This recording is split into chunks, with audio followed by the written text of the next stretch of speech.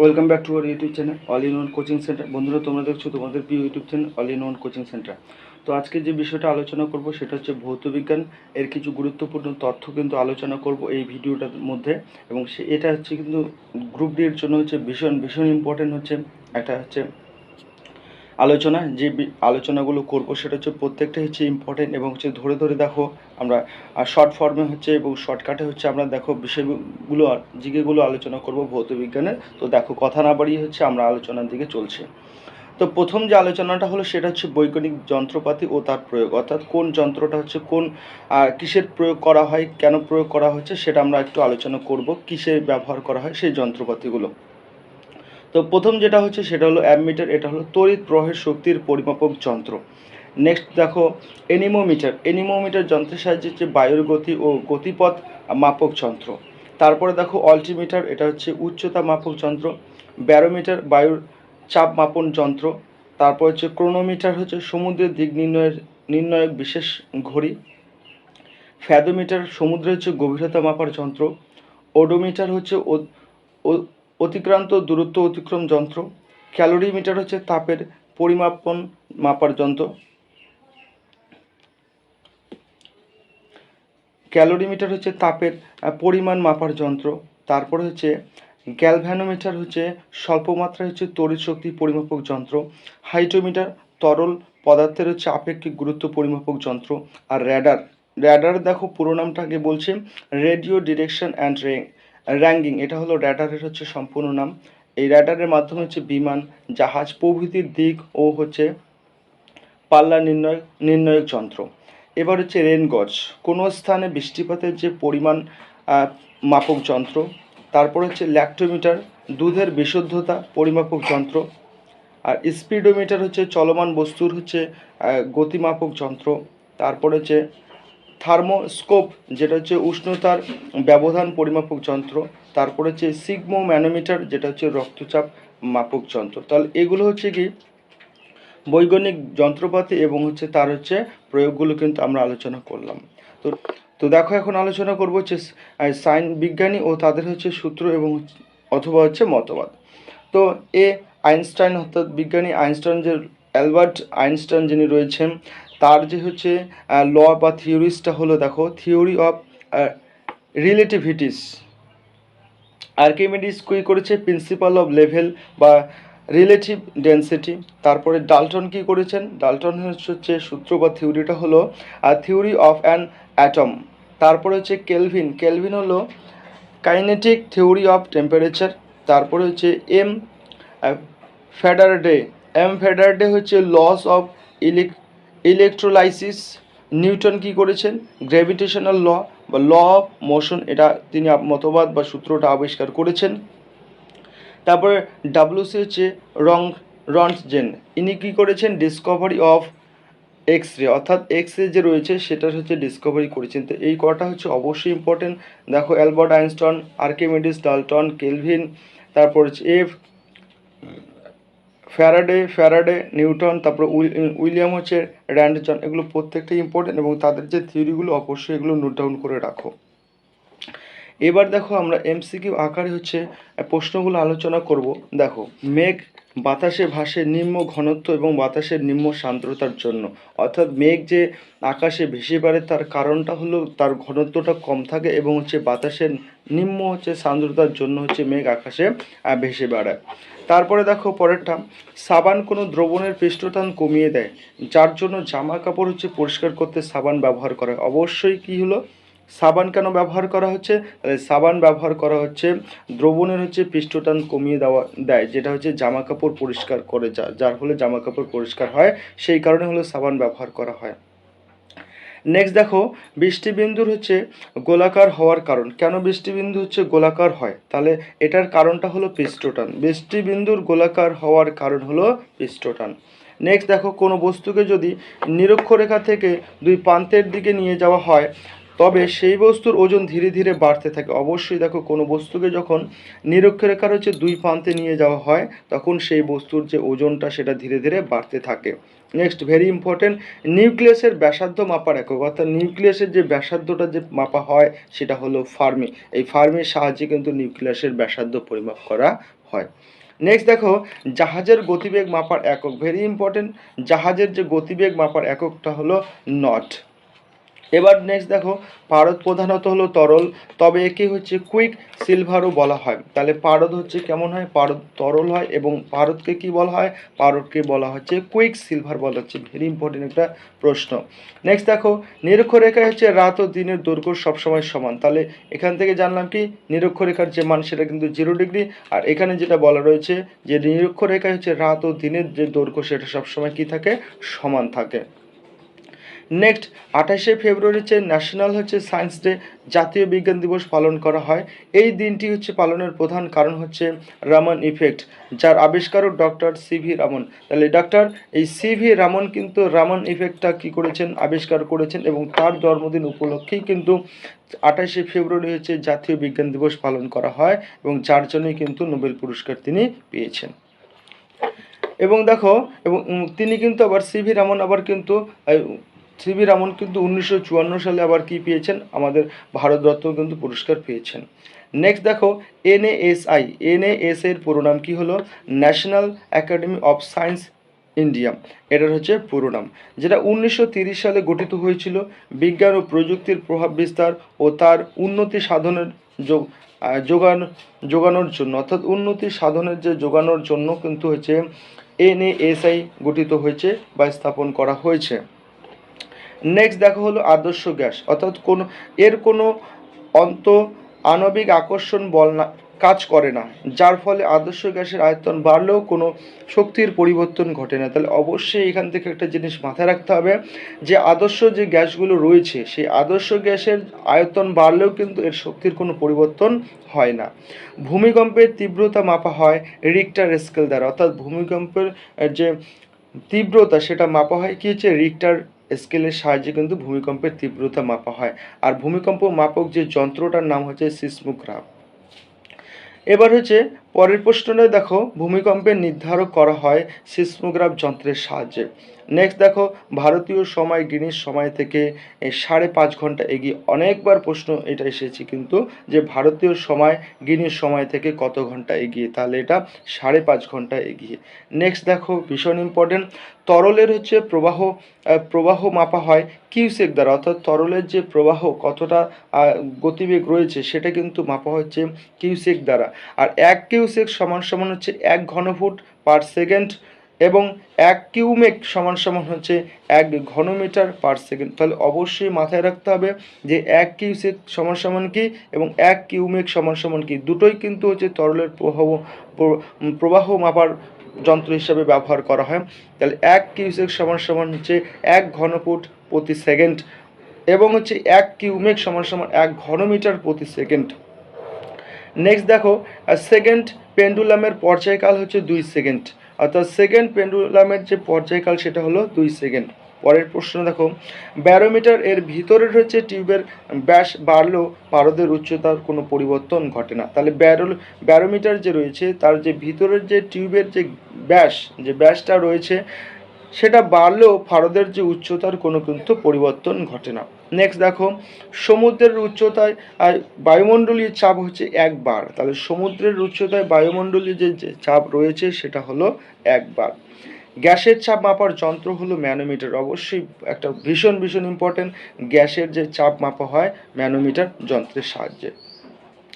এবার দেখো এই ব্যারোমিটার এর ভিতরের পারদের উচ্চতা হঠাৎ কমে যাওয়ার লক্ষণ হলো ঝড়, অর্থাৎ এই যে ব্যারোমিটারের যে ভিতরের যে পারদ যেটা রয়েছে সেই পারদের উচ্চতা যদি হঠাৎ করে কমে যায় তাহলে এটা কি হচ্ছে, এটা হচ্ছে ঝড়ের লক্ষণ।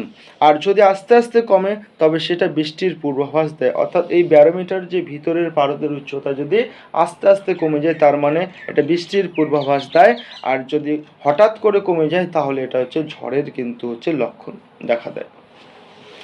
পরে দেখো এরোপ্লেন বা মোটর বোট এর গতিবেগ মাপা হয়েছে ট্যাকোমিটার, তাহলে ট্যাকোমিটার যন্ত্রের সাহায্যে কি করা হয়, ট্যাকোমিটার যন্ত্রের সাহায্যে হচ্ছে এরোপ্লেন বা হচ্ছে মোটর বোটের গতিবেগ মাপা হয়। নেক্সট দেখো ভীষণ ইম্পর্টেন্ট, রকেট নীতি প্রধানত নির্ভর করে রৈখিক ভরবেগ সংরক্ষণ নীতির সংরক্ষণ নীতির উপর। তাহলে দেখো রকেটের যে নীতি ভীষণ ইম্পর্টেন্ট। দেখো রকেটের নীতি প্রধানত নির্ভর করে রৈখিক ভরবেগ সংরক্ষণ নীতির উপর, যেটা কি করেছে নিউটনের তৃতীয় সূত্রানুসারে। অর্থাৎ রকেট নীতিটা নিউটনের কোন সূত্র মেনে চলে? রকেট নীতিটা হচ্ছে নিউটনের তৃতীয় সূত্র মেনে চলে, যেখানে বলা আছে কি যেটা প্রত্যেক ক্রিয়ারই সমান ও বিপরীত প্রতিক্রিয়া রয়েছে। তাহলে এই সূত্রটা মেনে চলে কিন্তু রকেটের নীতিটা। নেক্সট দেখো পৃথিবীর চারপাশে হচ্ছে আবর্তনরত কোনো মহাকাশযানের ভেতরে থাকা মহাকাশচারী ওজন শূন্য বোধ করবে, কারণ অভিকর্ষজ বল সেক্ষেত্রে প্রয়োজনীয় অভিকেন্দ্রিক বল হিসাবে ব্যবহৃত হবে, যা কিনা সেই মহাযানকে হচ্ছে আবর্তনরত থাকতে সাহায্য করে। সেই কারণে হচ্ছে যে মহাকাশচারীর ওজন কি হচ্ছে শূন্য মনে হয় মহাকাশযানের ভেতরে থাকলে। নেক্সট দেখো যে বিষয়টা আলোচনা করব, আবিষ্কার। কে কি আবিষ্কার করেছে সেটা এখন লিখব। এরোপ্লেন, যেটা হচ্ছে 1903 সালে হচ্ছে আবিষ্কার করা হয়েছে। অলভিল রাইট হচ্ছে উইলবার রাইট, এরা দুজনে এরোপ্লেন আবিষ্কার করেছেন। তো নেক্সট দেখো হচ্ছে পারমাণবিক বোমা। 1945 সালে যে রবার্ট হচ্ছে ওপেন হাইমার কি করেছেন পারমাণবিক বোমা আবিষ্কার করেছেন। ব্যারোমিটার হচ্ছে 1644 সালে হচ্ছে টরেসেলি হচ্ছে ব্যারোমিটার আবিষ্কার করেছেন। বৈদ্যুতিক হচ্ছে ব্যাটারি 1800 খ্রিস্টাব্দে হচ্ছে আলসান্দ্রো ভোল্টা তিনি কি করেছেন বৈদ্যুতিক ব্যাটারি আবিষ্কার করেছেন। নেক্সট হলো ডায়নামো, ভীষণ ইম্পর্টেন্ট। দেখো 1831 খ্রিস্টাব্দে মাইকেল ফ্যারাডে কি করেছে ডায়নামো আবিষ্কার করেছেন। হেলিকপ্টার 1924 সালে এটি নিয়ে হচ্ছে ওমিচেন, ইনি কি করেছেন হেলিকপ্টার আবিষ্কার করেছেন। নেক্সট হাইড্রোজেন বোমা, এটা ইম্পর্টেন্ট। 1952 সালে হচ্ছে এডওয়ার্ড টেলর কি করেছেন হাইড্রোজেন বোমা আবিষ্কার করেছেন। নেক্সট মাইক্রোফোন 1876 সালে আলেকজান্ডার গ্রাহাম বেল কি করেছেন মাইক্রোফোন আবিষ্কার করেছেন। নিউটন বোমা, এটা 1958 সালে স্যামুয়েল হচ্ছে কোহেন তিনি কি করেছেন তিনি নিউটন বোমা আবিষ্কার করেছেন। ছাপাখানা, অবশ্যই এটা আসে 1455 সালে হচ্ছে ছাপাখানা প্রথম আবিষ্কার করা হয়েছে এবং জোহান গুটেনবার্গ কী করেছেন ছাপাখানা আবিষ্কার করেছেন। নেক্সট সুপার কম্পিউটার হচ্ছে 1976 সালে জে.এইচ. ভন টাসেল ইনি কী করেছেন সুপার কম্পিউটার আবিষ্কার করেছেন এবং ভারতবর্ষেও কিন্তু পরম নামে কিন্তু সুপার কম্পিউটার রয়েছে। নেক্সট টেলিফোন আবিষ্কার করেছে দেখো আলেকজান্ডার গ্রাহাম বেল 1876 সালে। নেক্সট দেখো টেলিস্কোপ আবিষ্কার করেছে 1608 সালে হচ্ছে হান্স লিপারসে তিনি কি করেছেন টেলিস্কোপ আবিষ্কার করেছেন। টেলিভিশন, যেটা হচ্ছে মেকানিক্যাল যেটা রয়েছে যেটা জন বেয়ার্ড কি আবিষ্কার করেছেন টেলিভিশন। আবার টেলিভিশন যেটা হচ্ছে ইলেকট্রনিক সেটা হচ্ছে আবিষ্কার করেছেন 1927 সালে পিটি ফার্নসওর্থ আবিষ্কার করেছেন। থার্মোমিটার হচ্ছে 1593 খ্রিস্টাব্দে গ্যালিলিও গ্যালিলি কী করেছেন তিনি আবিষ্কার করেছেন। ট্রান্সফরমার 1831 খ্রিস্টাব্দে আবিষ্কার করেছেন হচ্ছে মাইকেল ফ্যারাডে। তারপর হচ্ছে এক্স রশ্মি হচ্ছে 1895 সালে উইলহেম কে রন্টজেন তিনি কী করেছেন আবিষ্কার করেছেন। তাহলে অবশ্যই এখানে কিছু গুরুত্বপূর্ণ আবিষ্কার রয়েছে, এটা তোমরা অবশ্যই হচ্ছে নোট ডাউন করে রাখবে। তো নেক্সট দেখো যেটা আলোচনা করব সেটা হলো যে ভরবেগের পরিবর্তন ঘাতের সমান। তাহলে ভরবেগের যে পরিবর্তন রয়েছে তাহলে সেটা কিন্তু ঘাতের সমান। এবার ঘাতের পরিবর্তনের হার প্রয়োগীকৃত বলের সমান, অর্থাৎ ঘাতের যে পরিবর্তনের যে হার সেটা হচ্ছে প্রয়োগীকৃত বলের যে সমান হয়। এবার দেখো পরেরটা, দুধ ক্রিম থেকে আলাদা করার সময় অভিকেন্দ্রিক বলের দ্বারা হচ্ছে ক্রিম সম্পূর্ণভাবে আলাদা হয়ে যায়। যখন অভিকেন্দ্রিক যে বল দ্বারা বা প্রয়োগের দ্বারা কিন্তু ক্রিম থেকে কিন্তু দুধ আলাদা হয়ে আসে বা যায়। নেক্সট দেখো যদি একটি ফাঁপা পাইপ পৃথিবীর ভরকেন্দ্র দ্বারা সোজা ঢুকিয়ে দিয়ে তার ভেতরে একটি বল ফেলে দেওয়া হয় তাহলে সেই বলটি পৃথিবীর কেন্দ্রের সাথে তরল দোল গতিতে দুলতে থাকবে। নেক্সট দেখো পৃথিবীর চারপাশে আবর্তনরত একটি স্যাটেলাইটের আবর্তনকাল হলো 24 ঘন্টা, অর্থাৎ এক্স্যাক্ট যদি বলি তাহলে 23 ঘন্টা 56 মিনিট হলো 4 সেকেন্ড। এবার নেক্সট দেখো পৃথিবীর কেন্দ্রে যে কোনো বস্তুর ওজন শূন্য হয়, তাহলে পৃথিবীর যে কেন্দ্রে অর্থাৎ যেখানে যাকে আমরা জি বলি সেই পৃথিবীর কেন্দ্রে যে কোনো বস্তুর যে ওজন সেটা কি হয়ে যায় শূন্য হয়ে যায়। নেক্সট দেখো, কোনো সরল দোলকে কম্পাঙ্ক চাপে হ্রাস পাবে, অর্থাৎ সরল দোলকে, যে কোনো সরল দোলকের কম্পাঙ্ক সেটা হচ্ছে চাপে কী পাবে, হ্রাস পাবে। নেক্সট দেখো, ভাসমান বরফের নিচের পৃষ্ঠ থেকে বরফ আগে গলতে শুরু করে, কারণ নিচের পৃষ্ঠ বেশি চাপের ফলে গলনাঙ্ক হ্রাস পায়। তাহলে দেখো, যে কোনো ভাসমান যে বরফ রয়েছে সেটা নিচের দিকে কিন্তু আগে গলতে শুরু করবে, আর সেটার কারণ হলো নিচের হচ্ছে পৃষ্ঠে বেশি চাপের ফলে গলনাঙ্ক হচ্ছে হ্রাস পায়, তার জন্য কিন্তু নিচের দিকটাতে বরফ গলতে শুরু করে আগে।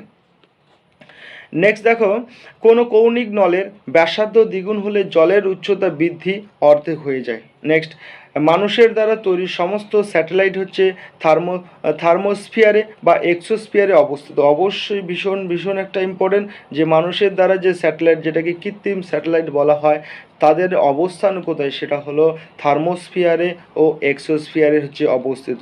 এবার অবশ্যই আর একটা ইম্পর্টেন্ট দেখো, পৃথিবী পৃষ্ঠ থেকে হচ্ছে মুক্তিবেগ, অর্থাৎ কোনো বস্তু যদি পৃথিবী থেকে কি বাইরে যায়, অর্থাৎ পৃথিবীর বাইরে যায়, তাহলে তার মুক্তিবেগ হতে হবে 11.2 কিলোমিটার প্রতি সেকেন্ড। তাহলে 1 সেকেন্ডে তার গতিবেগ হতে হবে কত, 11.2 কিলোমিটার প্রতি সেকেন্ড। পাখির পালক ও লোহার বল একই গতিবেগে পড়বে যদি দুটোকে বায়ুশূন্য মাধ্যমে একসাথে ফেলা হয়, অর্থাৎ যখন বায়ুশূন্য কোনো যদি স্থান থেকে পাখির পালক এবং হচ্ছে লোহার বলকে একসাথে ফেলা হয়, তাহলে কিন্তু সেটা একই সাথে পড়বে এবং মাধ্যমটা হতে হবে কিন্তু শূন্য মাধ্যমে। নেক্সট, ভর স্কেলার রাশি কিন্তু ওজন বা ভার ভেক্টর রাশি। তাহলে ভর হলো স্কেলার রাশি, কিন্তু ওজন বা হলো ভার হচ্ছে ভেক্টর রাশি।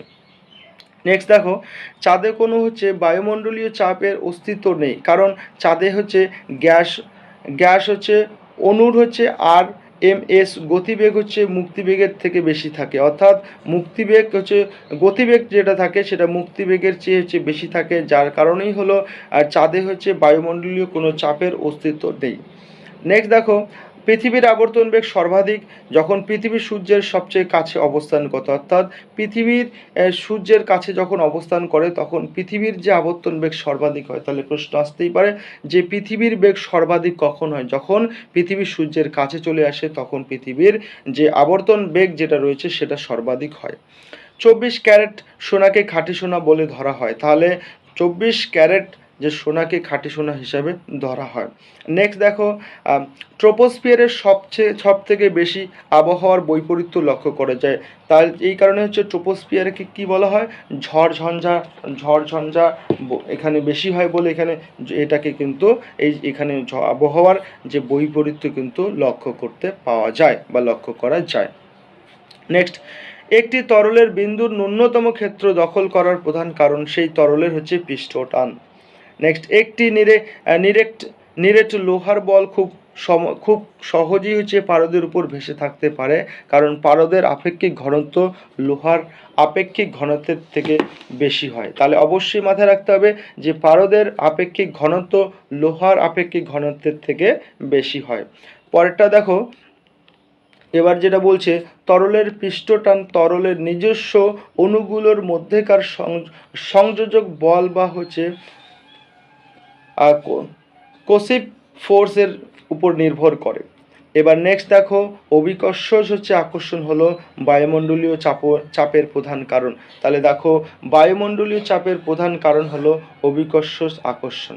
নেক্সট দেখো, সাবানের হচ্ছে বুদবুদ এর ভেতরকার চাপ বায়ুমণ্ডলীয় চাপের তুলনায় বেশি। তাহলে সাবানের যে বুদবুদ যেটা হয় সেটা ভেতরকার যে চাপ সেটা বায়ুমণ্ডলীয় চাপের তুলনায় কিন্তু অনেক বেশি হয়। নেক্সট, জলের পৃষ্ঠটান অপেক্ষা তেলের পৃষ্ঠটান কম হওয়ায় তেল জলের উপরে ভাসে। তাহলে দেখো, তেল জলের উপরে ভাসে না জল তেলের উপরে ভাসে, তাহলে কি হবে, দেখো তেল জলের উপরে ভাসবে, অর্থাৎ আগে নিচে জল থাকবে, উপরে কি থাকবে, তেল থাকবে, তাই তো।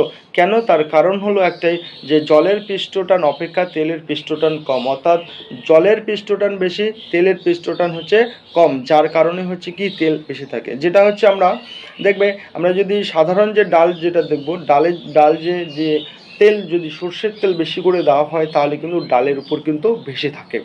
এবং তোমরা দেখবে যে কেরোসিন এবং জলকে যদি একসাথে মেশানো হয় তাহলে জলটা নিচে থাকবে, কেরোসিনটা উপরে থাকবে। তার কারণ হলো একটাই, কারণটা যেটা হলো জলের পৃষ্ঠটান হচ্ছে বেশি, তেলের পৃষ্ঠটান হলো কম।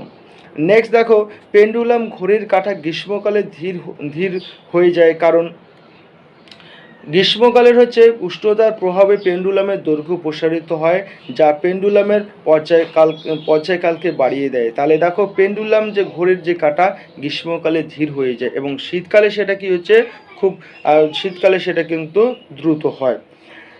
সৌরশক্তির বেশিরভাগ অংশ ইনফ্রারেড এবং তাপ শক্তি হিসাবে পৃথিবী পৃষ্ঠে গৃহীত হয়। অর্থাৎ সৌরশক্তি যেটা রয়েছে, সকল শক্তির উৎস হলো আমাদের সৌরশক্তি, তাই না, যেটা হচ্ছে যেটা অফুরন্ত রয়েছে। তারপরে দেখো, চাপ বৃদ্ধি করলে তরলের স্ফুটনাঙ্ক বৃদ্ধি পায়। ভীষণ ইম্পর্টেন্ট এই প্রশ্নটা। দেখো যেটা প্রশ্ন, দেখো আমি এগুলো কি এগুলো লাইনের আকারে বলছি, এই লাইনের আকারগুলোই হচ্ছে তোমরা হচ্ছে পিডিএফ অবশ্যই আমাদের চ্যানেলে দেওয়া হবে, যেটা হচ্ছে টেলিগ্রাম চ্যানেল রয়েছে, all in one coaching centre নামে হচ্ছে টেলিগ্রাম চ্যানেল রয়েছে, তোমাদের নিচে ডেসক্রিপশন বক্সে দেওয়া রয়েছে, অবশ্যই সেখানে জয়েন হয়ে যাবে। হোয়াটসঅ্যাপ নাম্বার দেওয়া আছে, সেখানে জয়েন হয়ে যাবে। তোমরা এগুলো ভালো করে শুনে নাও, সেখান থেকে তোমরা হচ্ছে এই যে পিডিএফগুলো সেখানে দেওয়া হবে, সেখান থেকে তোমরা ডাউনলোড করে নিতে পারবে, কোনো চাপ নেই। নেক্সট দেখো এবার -40°C এবং হচ্ছে -40°F সমান উষ্ণতা হচ্ছে প্রদর্শন করে। তাহলে কত ডিগ্রি হচ্ছে সেলসিয়াস এবং কত ডিগ্রি ফারেনহাইটে হচ্ছে উষ্ণতা হচ্ছে সমান থাকে, তাহলে সেটা হলো 40 ডিগ্রি হচ্ছে সেলসিয়াস এবং মাইনাস কিন্তু -40°C এবং -40° হচ্ছে ফারেনহাইটের হচ্ছে উষ্ণতা কি থাকে, সমান দেখায়। নেক্সট দেখো, বিকিরণ পদ্ধতিতে হচ্ছে তাপের সঞ্চালন জন্য কোনো মাধ্যমের প্রয়োজন হয় না। যখন বিকিরণ যে পদ্ধতি যে আছে সেটাতে হচ্ছে তাপের সঞ্চালনের জন্য কোনো মাধ্যমের প্রয়োজন হয় না। নেক্সট, তাপমাত্রার বৃদ্ধিতে আপেক্ষিক আর্দ্রতা হ্রাস পায়। তাপমাত্রার যে বৃদ্ধিতে আপেক্ষিক আর্দ্রতা হ্রাস পায়, কিন্তু অ্যাবসলিউট আর্দ্রতা হচ্ছে বৃদ্ধি পায়। নেক্সট দেখো, প্রজ্বলিত একটি বাল্বের তাপমাত্রা হচ্ছে 2000°C থেকে হচ্ছে 2500°C মধ্যে থাকে। তাহলে দেখো একটা বাল্ব কতটা দেখো হিট হয় যখন এই যে এটা জ্বলতে থাকে, কত 2000°C থেকে হচ্ছে 2500°C হচ্ছে কি করতে থাকে, এটা হচ্ছে তাপমাত্রাটা থাকে। তাহলে অবশ্যই দেখো এই কারণেই হচ্ছে কিন্তু আলোটা আমরা আলোটা লক্ষ্য করতে পারি। তো নেক্সট দেখো, খুব নিম্ন তাপমাত্রায় হচ্ছে বিজ্ঞানকে হচ্ছে ক্রায়োজেনিক্স বলে। তাহলে খুব নিম্ন তাপমাত্রার বিজ্ঞানকে কি বলা হচ্ছে, ক্রায়োজেনিক্স বলে। এবার দেখো নেক্সট যেটা হলো এই ক্রায়োজেনিক্স প্রধানত হচ্ছে স্পেস ক্রাফট, শল্য চিকিৎসা এবং ম্যাগনেটিক টেলিভিশন ব্যবহার করা হয়। নেক্সট দেখো যেটা আমরা আলোচনা করব এবার, সেটা হলো কেলভিন স্কেলে কোনো নেগেটিভ তাপমাত্রা থাকে না। তাহলে কোন স্কেলে কোনো নেগেটিভ তাপমাত্রা থাকে না, কেলভিন স্কেলে কোনো নেগেটিভ তাপমাত্রা থাকে না। তাহলে অবশ্যই প্রত্যেকটা লাইন দেখো ধরে ধরে বলছি এবং প্রত্যেকটা লাইন হচ্ছে বেছে বেছে নেওয়া হয়েছে। তো অবশ্যই তোমরা এইটা হচ্ছে রেলের গ্রুপদের জন্য স্পেশাল ক্লাস, অবশ্যই ভিডিওটাকে স্কিপ না করে দেখতে থাকো। তাহলে কি বললাম, দেখো কেলভিন যে স্কেল রয়েছে সেখানে কিন্তু যে তার যে তাপমাত্রাটা সেটা কখনো নেগেটিভ হয় না। খুব বেশি উষ্ণতা মাপার জন্য হচ্ছে পাইরোমিটার ব্যবহার করা হয়। ভীষণ ইম্পর্টেন্ট যে খুব উষ্ণ তাপমাত্রা মাপার জন্য কি ব্যবহার করা হয়, পাইরোমিটার ব্যবহার করা হয়। নেক্সট দেখো, -273.15°C অথবা দেখো -400 হচ্ছে 59 হলো 67°F অথবা হচ্ছে 0 কেলভিনকে সর্বনিম্ন তাপমাত্রা হিসেবে ধরা হয়। তাহলে সর্বনিম্ন তাপমাত্রাকে আমরা কি 0 কেলভিন কিংবা -273.15°C সবথেকে কম বা সর্বনিম্ন তাপমাত্রা হিসেবে ধরে থাকি। অবশ্যই ইম্পর্টেন্ট। সাধারণত কঠিন বস্তুর গলনের ফলে তার ঘনত্ব হচ্ছে হ্রাস পাওয়া, অর্থাৎ কঠিন বস্তু যখন গলন হয় তার গলে যেতে থাকে তখন তার যে ঘনত্ব সেটা কিন্তু হ্রাস পায়। নেক্সট দেখো, জলের মধ্যে লবণ মেশালে তার স্ফুটনাঙ্ক হচ্ছে বৃদ্ধি পায়। তাহলে জলের মধ্যে যদি লবণ মেশানো হয় তাহলে তার স্ফুটনাঙ্ক কিন্তু বৃদ্ধি পেয়ে যায়। নেক্সট যেটা আলোচনা করব যে অবশ্যই এই প্রশ্নটা আসে, দেখো বন্ধ ঘরে যদি একটি ফ্রিজের দরজা খুলে দেওয়া হয় তবে সেই হচ্ছে ঘরের তাপমাত্রা বৃদ্ধি পাবে। তাহলে অবশ্যই দেখো ফ্রিজ যদিও ঠান্ডা, কিন্তু ফ্রিজটি বন্ধ ঘরে যখন দরজা জানলা সব কিছু বন্ধ থাকবে, আর সেই সময় যদি রেফ্রিজারেটর যেটা ফ্রিজ বলা হয়, ফ্রিজের যদি দরজা খুলে দেওয়া হয় তাহলে সেই ঘরের যে তাপমাত্রা সেটা কিন্তু বৃদ্ধি পাবে। নেক্সট, ভলক্যানোকে পরিবেশের হচ্ছে সেফটি ভালভ বলা হয়। তাহলে ভলক্যানোকে কি বলা হচ্ছে? পরিবেশের সেফটি ভালভ বলা হয়। এবার শীতপ্রধান দেশগুলিতে গাড়ির রেডিয়েটরে জলের সঙ্গে হচ্ছে গ্লিসারল মেশানো হয় জলের হিমাঙ্ক হচ্ছে কমানোর জন্য। তাহলে জলের যেই হিমাঙ্ক কমানোর জন্য যে গাড়ি, অর্থাৎ শীতপ্রধান দেশগুলোতে বিশেষ করে গাড়ির রেডিয়েটরে কি হচ্ছে জলের সঙ্গে গ্লিসারল মেশানো হয়। তাহলে অবশ্যই দেখো যাতে সেই ব্যাটারির যে জলটা রয়েছে সেটা যাতে বরফ হয়ে না যায়, তার কারণেই হলো কিন্তু গ্লিসারল মেশানো থাকে। নেক্সট দেখো, বরফের উপর স্কেটিং এর ফলে গলনাঙ্ক হ্রাস পায় চাপ বাড়ার জন্য। তাহলে বরফের উপর স্কেটিং এর ফলে গলনাঙ্কটা হচ্ছে হ্রাস পায় চাপ বাড়ানোর জন্য। নেক্সট দেখো, যেটা হলো অ্যামোনিয়া গ্যাসকে রেফ্রিজারেটর এর কুল্যান্ট হিসাবে ব্যবহার করা হয়। তাহলে দেখো কোন গ্যাসকে হচ্ছে রেফ্রিজারেটর কুল্যান্ট হিসাবে ব্যবহার করা হয়, তাহলে সেটা হচ্ছে দেখো অ্যামোনিয়া গ্যাসকে কিন্তু ব্যবহার করা হয়। তাহলে থ্যাংক ইউ বন্ধুরা, ভিডিওটা দেখার জন্য তোমাদের অনেক অনেক ধন্যবাদ। তো এবং হচ্ছে আমি তোমাদের কাছে রিকোয়েস্ট রাখবো যে ভিডিওগুলোকে স্কিপ না করে হচ্ছে তোমরা দেখতে থাকো, এবং এর যে পিডিএফ নিয়ে চিন্তা করতে হবে না তোমাদের। আমাদের যে টেলিগ্রাম চ্যানেল যে রয়েছে সেখানে যুক্ত হয়ে যাও, তোমরা কিন্তু এর পিডিএফটা হচ্ছে অবশ্যই পেয়ে যাবে। তো অবশ্যই দেখো, এবং যাদের টেলিগ্রাম নেই তারা হচ্ছে যে হোয়াটসঅ্যাপ নাম্বারটা রয়েছে যে দেওয়া আছে, বা কমেন্ট বক্সে তোমরা কমেন্ট করে জানতেও পারো হচ্ছে হোয়াটসঅ্যাপ নাম্বারটা। তো সেখান থেকে তোমরা হচ্ছে হোয়াটসঅ্যাপ মেসেজ করে হচ্ছে তোমরা হচ্ছে সেই পিডিএফগুলো, অর্থাৎ এই যে জিকের পিডিএফগুলো রয়েছে, ম্যাথের যে পিডিএফগুলো রয়েছে সেগুলো তোমাদেরকে প্রোভাইড করা হবে। তোমরা যারা টেলিগ্রামে জয়েন করতে পারবে করো, আর যারা পারবে না তারা হোয়াটসঅ্যাপে জয়েন হয়ে যাও, তাদেরকে সেখান থেকে পিডিএফটা হচ্ছে প্রোভাইড করা হবে। তাহলে অবশ্যই বন্ধুরা, ভিডিওটা দেখার জন্য তোমাদের অসংখ্য অসংখ্য ধন্যবাদ। সবাই ভালো থাকবে, সুস্থ থাকবে এবং সবাইকে ভালো রাখবে। Thank you.